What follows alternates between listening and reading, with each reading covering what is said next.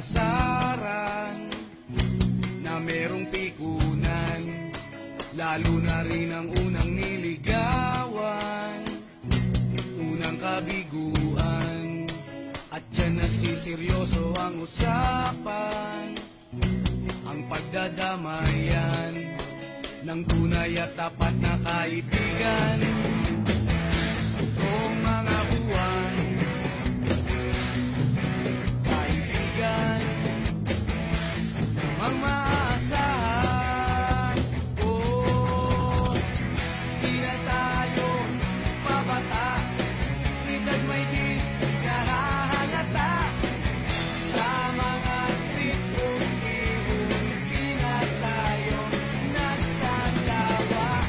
Pero kahit ganon, barkadang matatag hanggang sa ngayon.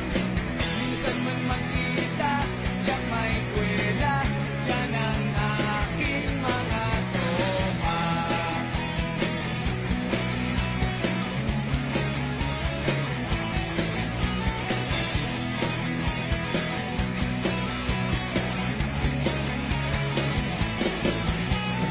Inuman na pang magdamagan, minsan inaabot pa ng ayaan, na kung saan na para bang walang kinabukasan at kahantungan.